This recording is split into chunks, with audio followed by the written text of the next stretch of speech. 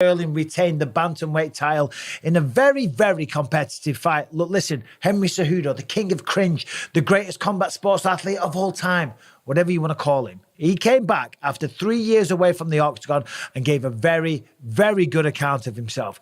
That was an entertaining fight.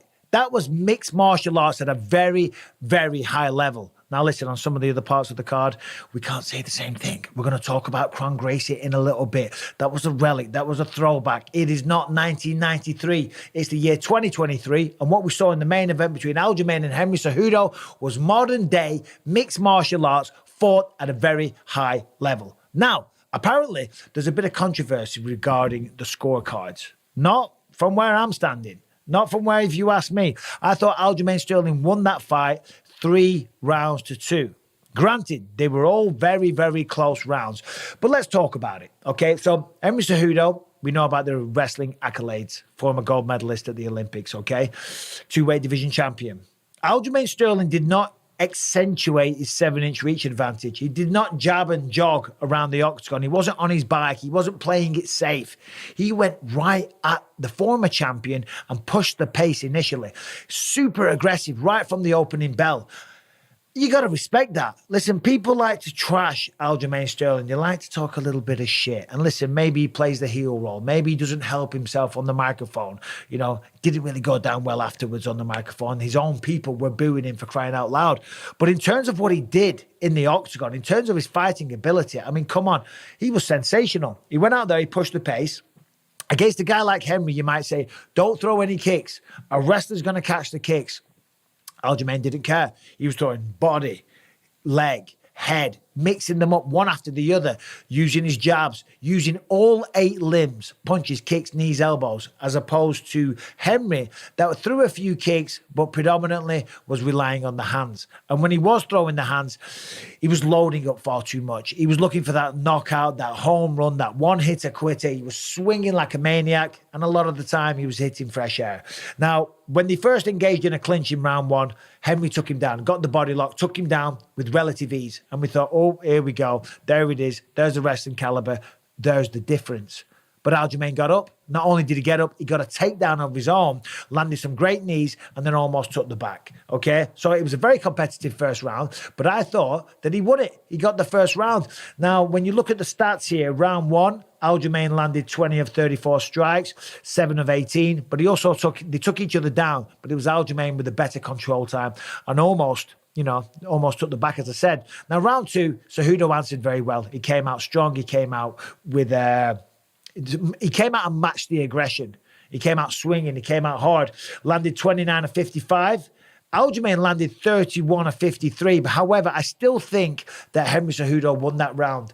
Okay, now, other than that, rounds 3 and 4, Aljamain came out and answered big time. Again, if you look at the strikes, 25 to 15 in round 3, 36 to 19 in round 4. Clearly for Aljamain Sterling, but also what he was doing, he was pushing the pace, he was pushing the action, he was being the aggressor, he was shooting takedowns. Now, a lot of people were talking, saying, well, he stuffed those takedowns, he sprawled on those takedowns, and, he was maybe looking for a 3-quarter Nelson, he was trying to look for a head and arm choke or a front choke from north-south position. But it doesn't matter, right? Aljamain was pushing the pace and he was also outlanding the strikes. So therefore, I thought he won those rounds. Round 5, listen, Henry Cejudo's something special. He went out there, right?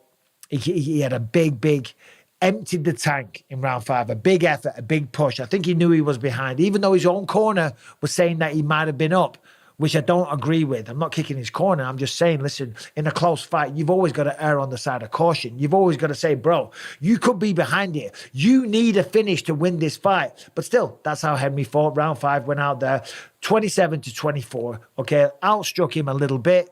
But still, when it went to a split decision, I agree with that. Or just some parts of the fight, but what did you think when you saw Bilal Muhammad beat Gilbert Burns in the co-main event? In a pretty big fight in your division? What I think is just, 2 losers going out there and who's the biggest loser? There was only one winner, guys, who won in between that fight. Can you guys guess? I'm going to give you guys one hint, or not going to give you a hint. I want to see if you guys can guess and get it right. Who was the winner last night in between that fight? I don't know, man. Someone betting on my bookie. You tell us, Yeah, man. is it someone with some nice sunglasses and a bunch of chains? Oh man. You know, there was only one winner because they weren't guaranteed anything. Everybody knows Dana said it over and over again. I don't know how many times the dorks over in the MMA media need to be explained. I'm next for the world title fight. So they weren't fighting for anything last night. The only person that profited and won last night, guys, was Ali Abdulazis. That's the only guy. He couldn't lose. He put two guys out there, and it was a risk for both of them for no reason. What are they fighting for? They're not fighting for anything. The UFC didn't care to make that fight. It's not like that fight was going to sell pay-per-views or make this a big pay-per-view draw. No, those guys are nobodies. You know, if anything, they're trying to just get rid of that racist. Remember the racist, Bilal Muhammad. It's disgusting, man. Bill Lyle is a racist. The fact that he said that I earned something on the color of my skin because I'm white, no, nobody earns. That's disgusting that you could ever look at someone like that and point fingers and judge them because the color of my skin. Like, that's clear racism, and no one's walked it back. No one said sorry for it. None of this. So it's disgusting that no one, that loser would say that. It's interesting that you say that it was a big risk, because one of the guys that really sort of didn't work out for was Gilbert Burns. I know you didn't watch the fight, but just to set the scene for you, Bilal had some good body kicks and stuff like that throughout the fight, but Gilbert basically had one arm in the fight, and it kind of did look like he maybe shouldn't have been fighting so soon. I know last time we spoke, he said Gilbert was a nice guy, and, you saw that angle as the king of Brazil down the line. When you heard that it kind of didn't pan out for him at all in this one, did you kind of feel sorry a little bit for him that things kind of played out the way that they did?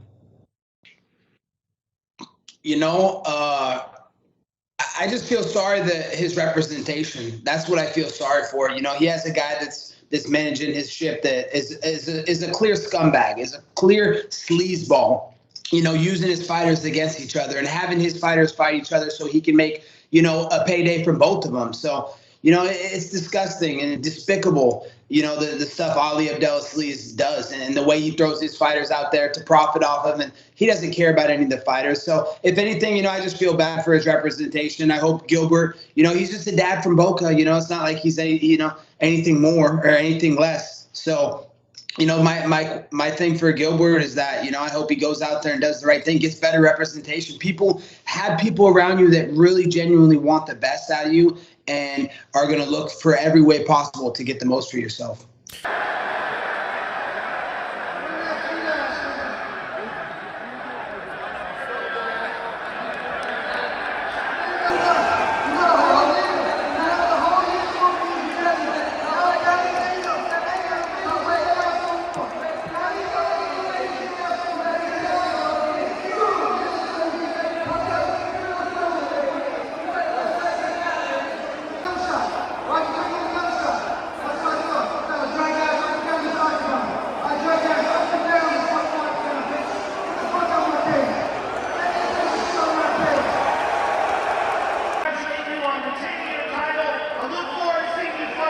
There's some words here with Rob.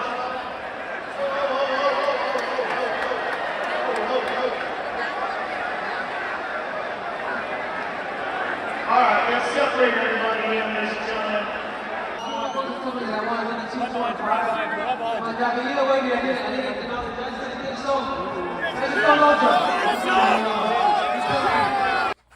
All right, boys, I thought Henry got the job done. They gave it to Aljo. Aljo versus Sugar Show for the bantamweight strap. I got my work cut out for me. Overall, I thought it was a very competitive fight. I do think Henry won more rounds. But both those dudes look beatable. Henry got fucking lucky because I was going to put that little dude to sleep. But, Aljo got lucky and unlucky at the same time, on the same night. So, cool. You know what I mean, Tim? Yeah. That's what I'm saying. Fucking Aljo, how can you say now he's the best bantamweight ever? And we get a shot at it? That's fair. That's going to be certain.